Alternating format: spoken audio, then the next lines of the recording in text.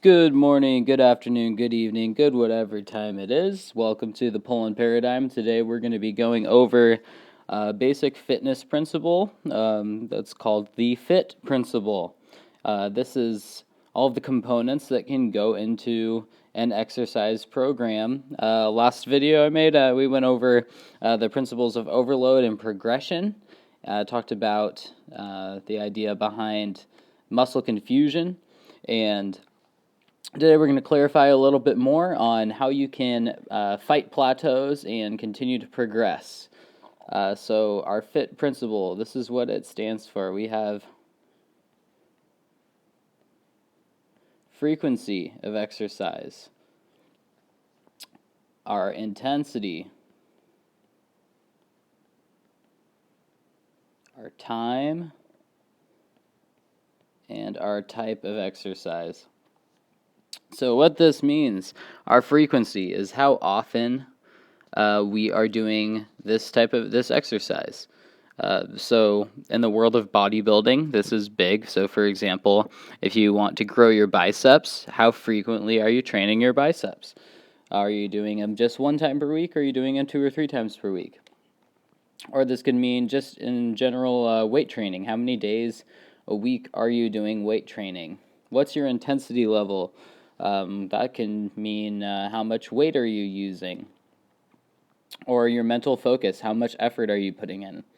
The time, how long are you working out for? Also, your time under tension, how long are you contracting your muscles every set? And then last but not least, your type. So your type, that could mean what exercise you do. It could also mean weight training compared to more aerobic types of exercise, just very general once again. However, this is simple yet effective. So let's say there's somebody who's doing 3 sets of 10 at 135 pounds on the bench press every single time they come into the gym. What can we do? We could change the frequency, right? So if they're doing it every single time they come into the gym, all of a sudden, so let's write this down, 7 days, we could decrease their frequency. We could, cut that in half. Or we could even say that you're only going to do bench press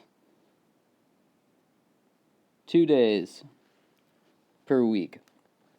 Your intensity, right? If you're training bench press 7 days a week, chances are you're not doing that intense of a workout, and you're not lifting as heavy of a load as you could be. So you could change your intensity. So rather than doing 135 pounds, we're going to say that they're going to start doing 145 pounds.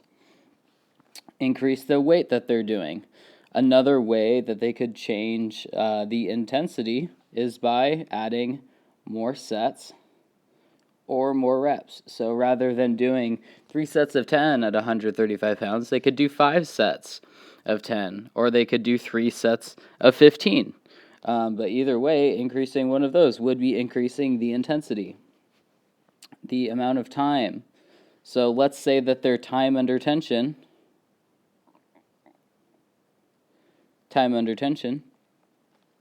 is about 60 seconds. We could have them do this same weight, and we could have them increase their time under tension to 75 seconds. So we could have them work much more slowly. That would increase the intensity as well, but that's also a way to change a unit in time. Or let's say their normal workout usually takes them, 3 sets of 10.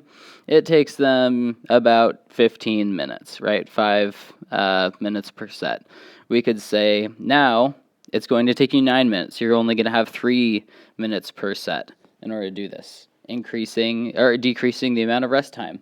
And lastly, the type, right? So if we're just doing bench press every single time, maybe we could do other exercises or other types of weight training, or assistance exercises. So, now you're going to do bench press 2 days a week, and then 2 days a week you're going to be doing tricep dips or some other type of, or kettlebell presses over your head, some type of assistance exercise to improve your pressing power. So there's the FITT principle. Pretty simple and straightforward. If you're plateauing and having a hard time seeing results, or if you are no longer getting stronger, try changing one of these factors.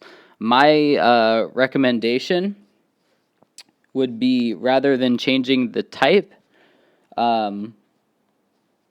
because I'm a big believer that barbell movements are superior to building strength. You can do them for your entire life and continue to get stronger. But I would recommend try changing your load or your numbers of reps and sets. In this next video I make, I will be going over the Prilipin's chart. All good strength programs use the Prilipin's chart in order to determine what percentage of your 1 rep max you should be doing. All right, well, there is the FITT principle. Very simple, straightforward, and be sure to check out the video on Prilipin's chart.